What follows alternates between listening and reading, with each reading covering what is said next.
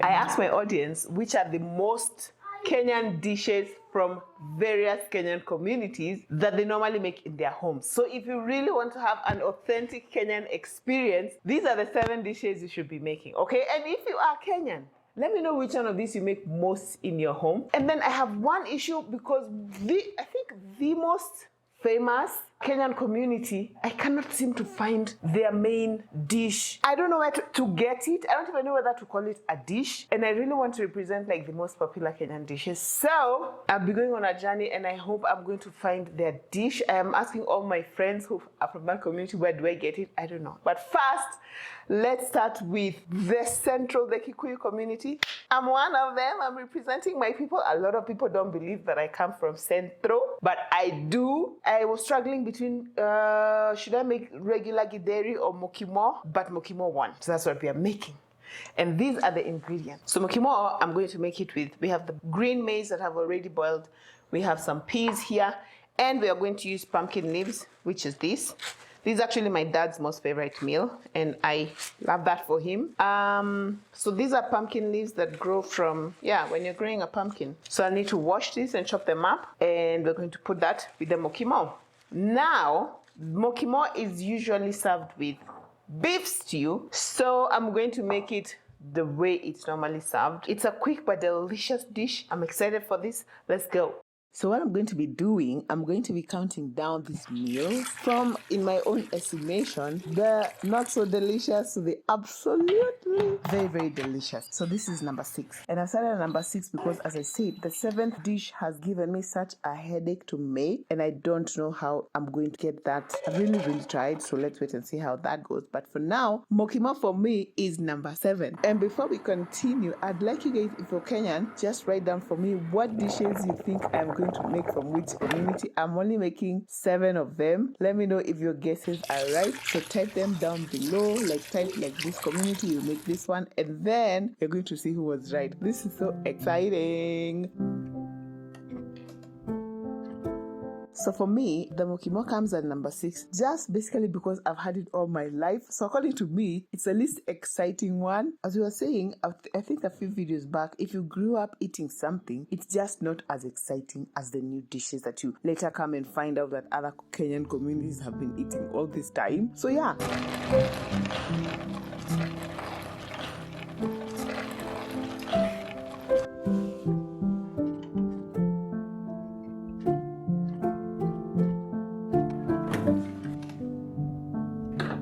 And I realized that boiling and blending the pumpkin leaves makes the green color spread out so much easier, as opposed to just boiling them together with your potatoes. And also caramelizing some onions on the side and then mashing it with some butter or some margarine really takes your mukimo to the next level. This meal is so delicious.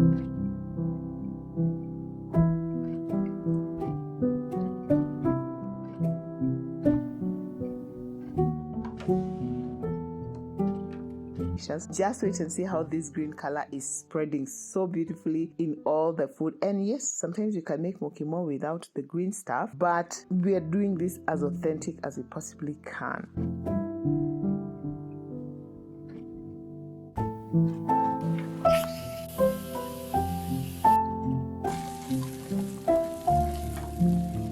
Now, as I said, mukimo goes very, very well with beef stew, and I boiled the beef so that it's very much softer when it comes to serving. And of course, I'm going to put in carrots, a lot of tomatoes. If you're new to Kenyan dishes, then you should know that a lot of our bases just start with onions and then tomatoes, and then you add whatever else you want to add. So you'll see that a lot. It's because I think we have so many of these fresh ingredients, and it just makes everything taste so good.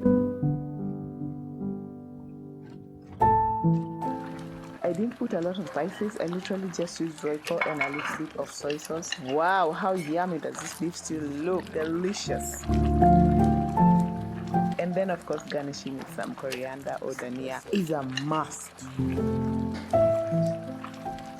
All right, this meal, my dad would be proud of this meal. Look at that mukimo. How legit does this look? Oh my goodness, delicious.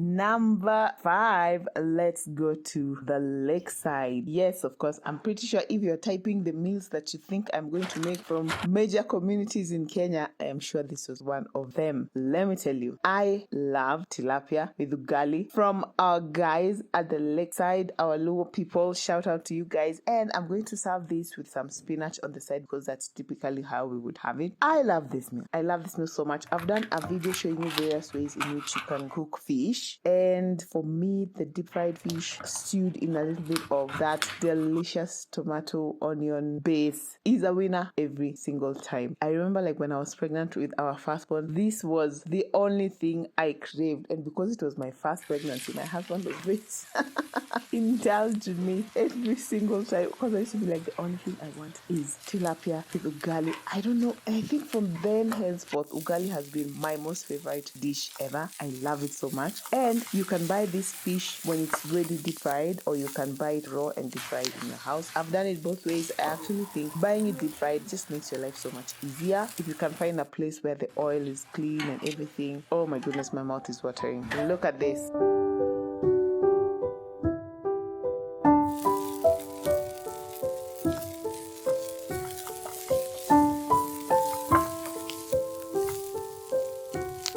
And I think you can basically just put any spices that you want, but for me, I am keeping it very, very simple because I really want that authentic Kenyan taste to come through. And I did put in just a little bit of water. Don't come for me, you guys. I know you know I'm from Central and everything, but you have to put a little bit of water in your tomato base for it to just thicken and for it to be able to cover the fish once you have put it inside the stew. Okay, so I'm just covering this to heat up. The fish is already cooked, so there's no need to like boil it for too long, otherwise it's going to start falling apart.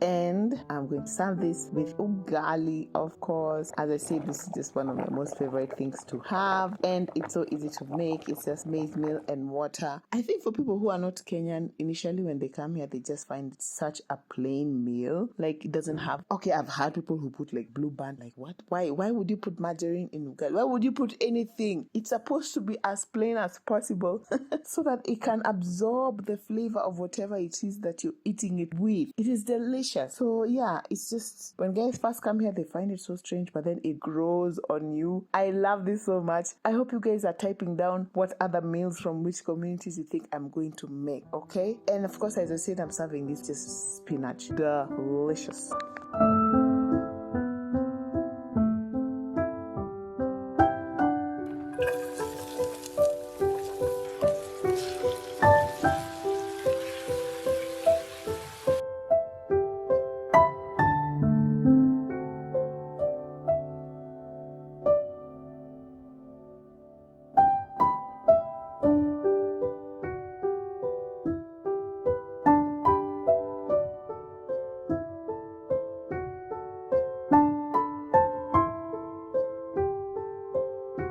Wow, this is absolutely amazing. Let me know, like, if you have here, do you normally just give them the whole, like the fish like this, and then they can remove the bones for themselves, or how do you normally serve it? Because I mean, it looks really nice when it's served like this, but I'm telling you, when it comes to serving my kids, I will help them remove those bones. I will not let my child choked by any fish bones. Let me know how you do it in your house.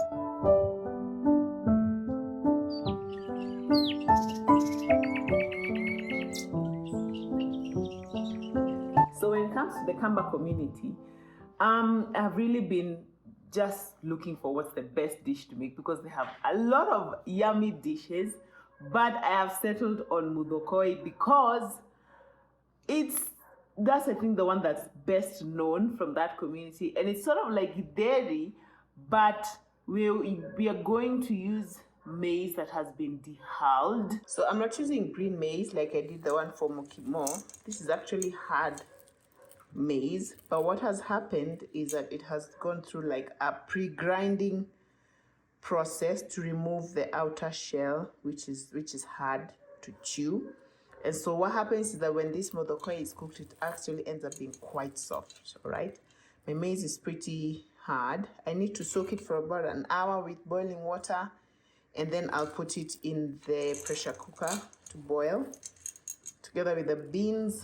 So coming in strong at number 4 is mudokoy from the Kamba community. Now, this is a dish that I have rarely eaten in my life, much to my shame, because it is so delicious. To be honest, I am not really that good at cooking this meal, but this time I decided no. Let me know, my Kamba people, am I right? Isn't this like your most famous meal ever? I have learned from this whole process that this is a dish I want in my life. It is so delicious. I don't know why the removing of the outer covering of the maize seeds makes it so yummy, but this is the best githeri I've ever had. And I love githeri, I love regular githeri, but this one, oh my goodness, it was absolutely divine. I will definitely be making. So the first thing I'm doing is to boil the maize and the beans together in the pressure cooker, because you need to be nice and cooked. And then after that, take a break, and then I'll come back and I'll show you how to fry it. Delicious.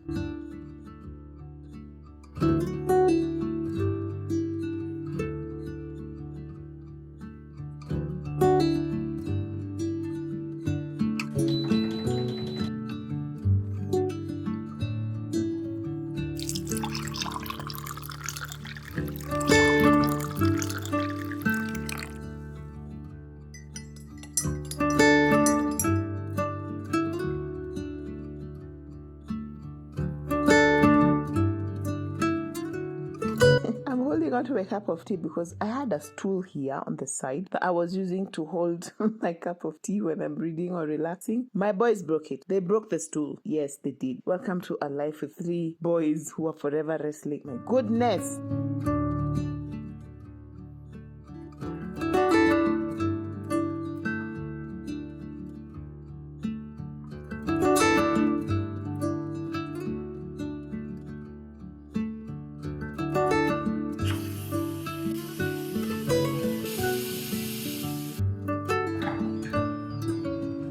So I had to boil my mudokoy in 2 batches because I'm making quite a lot. Yes, I'm making a lot. And of course, one thing I'm doing in the whole process of discovering all these meals from various communities in Kenya is I am making a big batch of them, because these are also going to be some type of freezer meals. I'm going to put it in the freezer. You guys know how I do not like cooking just for one meal, because I'm like, I'm going to use all this energy anyway. I might as well make a huge batch and put in the freezer for us to enjoy. Yeah, so that's what I'm doing. In my house help, she expressly told me I am not supposed to put anything else, because I was going to cook potatoes. You guys, me from my central self, she's like, don't add anything. You will not enjoy the real taste of this mudokoy. Just make it with onions and tomatoes, and that's it. And dania, of course. Like, how yummy does this meal look, you guys?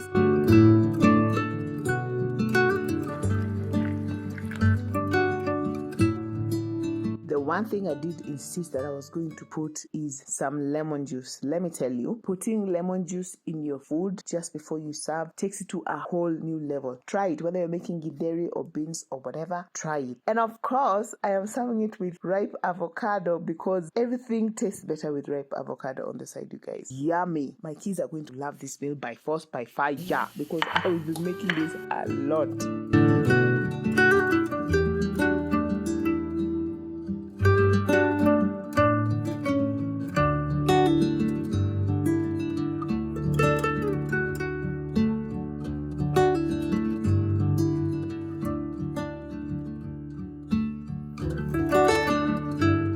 I I know there are people who are already starting to type that they cannot see their food. We're making the kienyeji chicken, free range chicken for the Luhya people. I know who's going to eat this one. You are going to eat this one, Mama. One for you, one for your brother. Come, eat with the chicken food.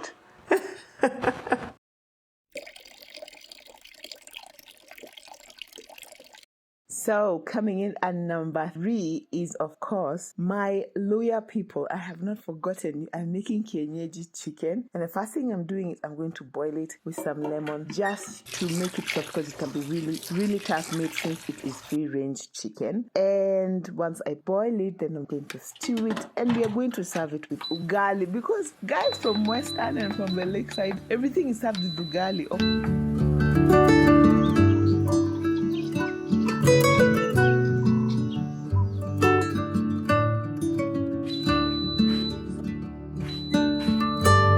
But even more excitedly, I'm going to make managu. Now, this is also another green that us guys from the mountains didn't grow up eating. Like for us, our greens are always cabbage or spinach or kale, and that's it. But let me tell you, you guys, if you're not cooking managu for your people, you are sleeping on the job. Not only is it absolutely healthy, but it is so delicious. You don't even need meat, by the way, if you're having ugali and managu. You don't. But anyway, here is my chicken. Yes, I kind of maybe probably perhaps might have overboiled it a little bit.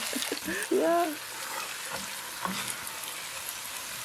My house help, who is from the Luhya community, is explaining to me that when you're making managu, you don't just have to take the leaves, you can also use a bit of the stem. She's preparing them for us, and then I'm going to fry them. And yeah, guys, don't sleep on this vegetable. It's absolutely delicious.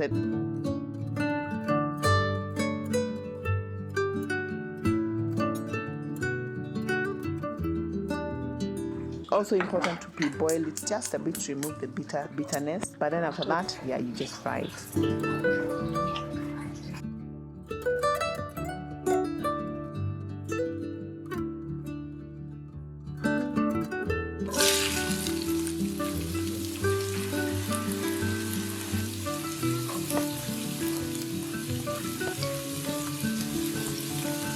I hope you are writing down what you think is going to be my number 1 meal, because I think you will be surprised. I think you will be very much surprised. And I've really struggled to find my 7th meal from the most, I believe, famous community in Kenya. Let me know if you know what meal that is, but I'm really having a hard time, so I might still just end up with 6 of these. But anyway, shout out to this amazing Luhya dish, which is chicken, kienyeji chicken, and ugali and managu.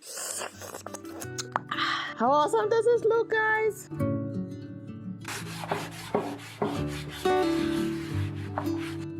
Yes, and before you come for me, I am definitely always cleaning my sink thoroughly after I wash chicken, because I insist that I must wash my chicken. So yes, please.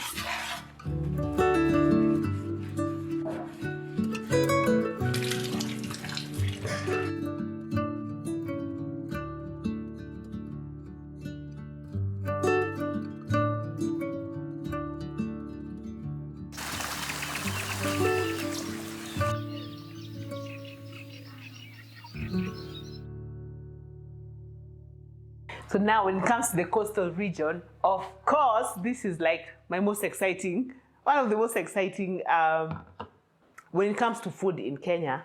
I was just spoiled for choice. Like, do I make mahamri? Do I make mandazi? Do I make viazi karai? But I settled with what's like most known to us when it comes to the coastal region, which is pilau. If you've struggled with making good pilau, like me, I've struggled with this for like the longest time. I have the easiest recipe for you.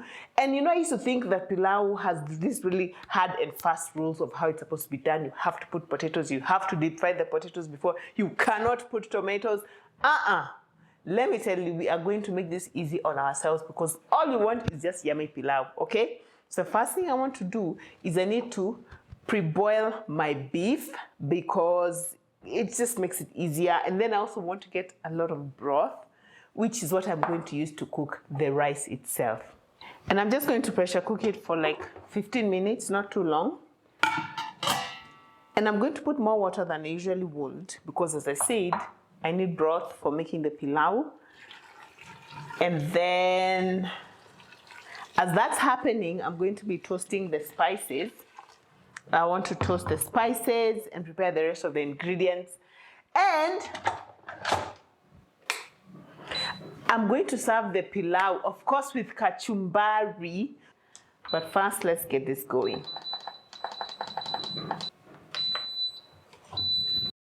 Yes, coming in very, very strong. And number 2 is definitely everybody's favorite, which is pilau. When my kid heard I was making pilau, everybody was so excited. Now, if you had written that pilau was going to be number 1, I am so sorry. For me, I love it. I love pilau. It's top 2. I mean, which is very, very good. But I think for me, the best Kenyan dish ever is going to be, I don't think it's going to be a surprise to you. Just wait and see. However, pilau is also really, really high up there.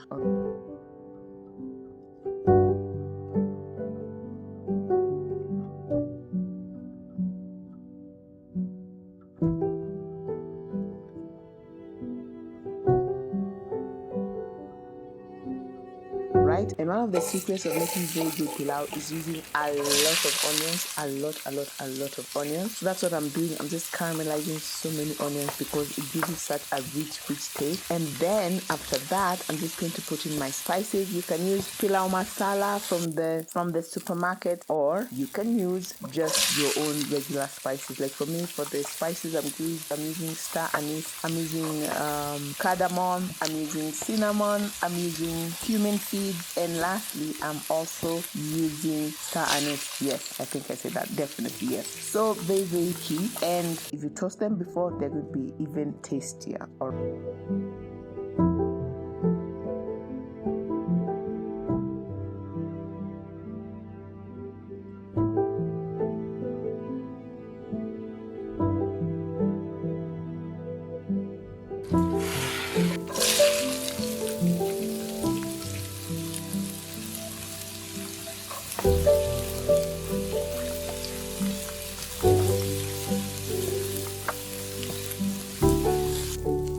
Right? And instead of using water to boil your pilau, use the beef broth. Absolutely delicious.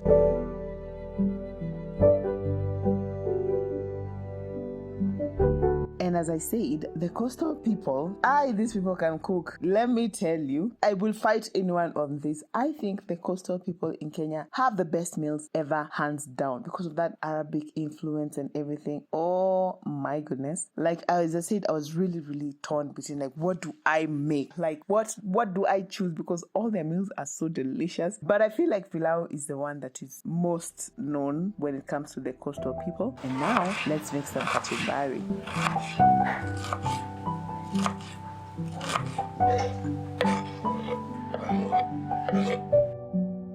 Kachumbari is basically salsa, tomato salsa. I soaked my red onions in a little bit of water and salt to just reduce the onioniness, and then just chop tomatoes, the onions, coriander, and then a sprinkle of lemon juice. So good. Like, this is my kids' most favorite salad of all times. They love kachumbari, and yeah, it pairs very, very well with pilau. Now, let me know as we continue with this list, as we wait to see my number 1 Kenyan dish according to me, you guys, and I know you will agree with me. I know you will just agree with me, okay? Let me know which communities I missed with their favorite dish, and maybe we can make a number 2 of this video with honorary mentions to all those other dishes. And let me know if the way I have arranged them from number 1 to number 6 is working, because I'll just tell you now, the number 7 dish, it just did not work out. I'll tell you shortly, but first, wow, this pilau, wow.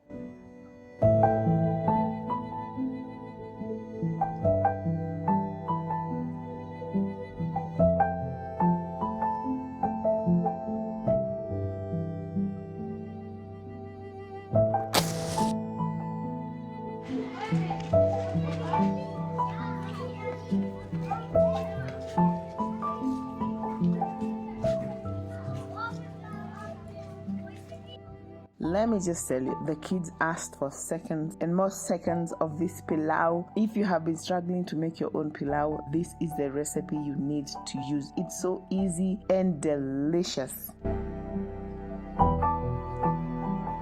So have you yet guessed what my number one meal is? Have you guessed what my number one meal is? This is your final chance to put it down below, people, because drum roll please.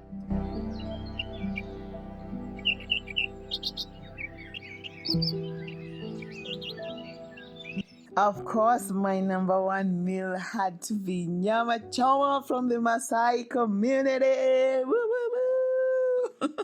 Definitely the best meal, the best Kenyan meal ever. I will fight with you on this because I don't know what else. I mean, Kenyan, they're known for nyama choma. Okay, now let me tell you the secret to a very good nyama choma. Okay, the first thing to do is to brine your meat. Okay, if you want nice, juicy, tasty nyama choma, brine your meat. That means I'm just putting 4 tablespoons of salt into 1 liter of water, and then I'm going to soak my goat leg in this mixture, in this brine, for 8 to 12 hours. You can do it overnight. The meat absorbs all that saltiness and gets really nice and soft. It's delicious.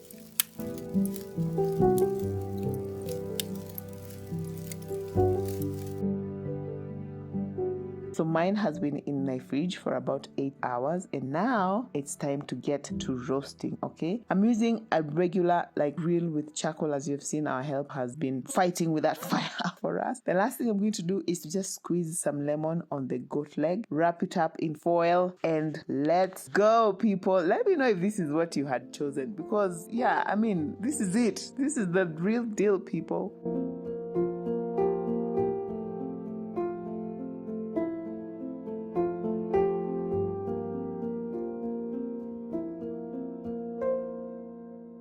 I'm putting in a few tablespoons of the brine inside the foil paper, just so that it can also give us a bit of a steaming action in there as the goat leg is roasting away. And finally, before we serve, once the goat leg is cooked, it's going to be on the coal for about 90 minutes. And then I'm going to just remove the foil, and then I'm going to roast it a bit just on the open fire so we can have some nice caramelization on top. Oh my goodness, everybody is so excited for this meal.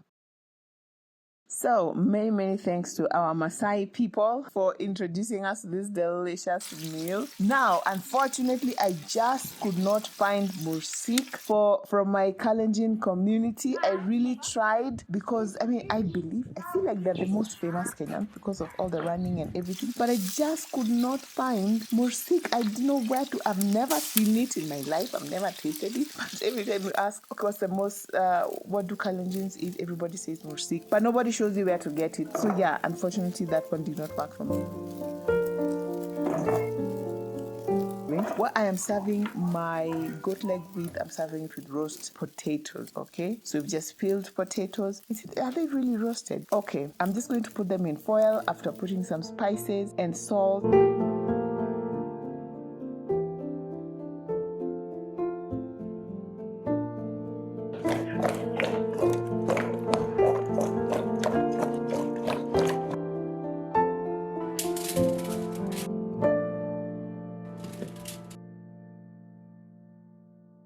Then I'm going to put a sprig of rosemary there, and then I'm going to put them next to the goat leg, all right?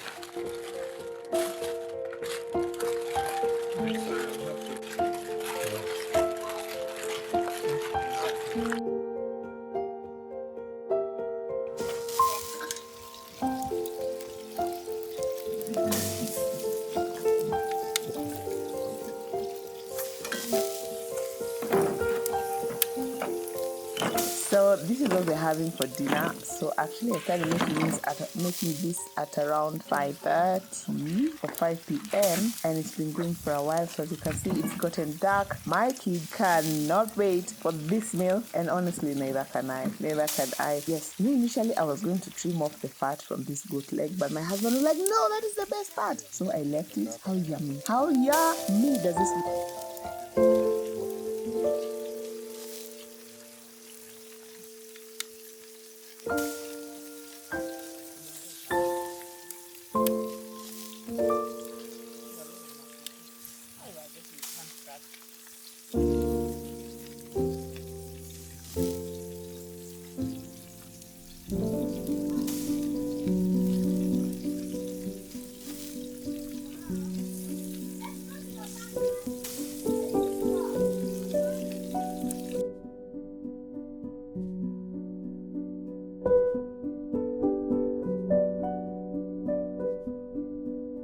then I made a very huge batch of kachumbari because my kids were like, that's the only salad we want. It is so soft. Can you see how easily the fork just goes through?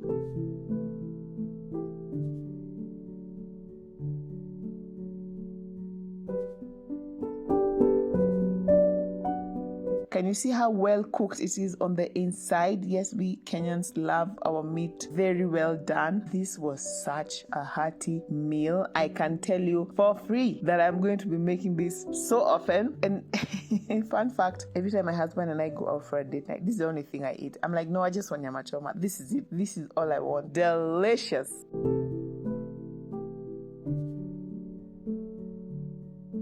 Yep. So everybody is so excited to taste this nyama choma. Nobody could wait for me to serve them. And if you want to see how to make various fish dishes, as I mentioned above, there's this fantastic video that I did over here. And it has the best fish recipes ever. So I'll see you over there. Bye.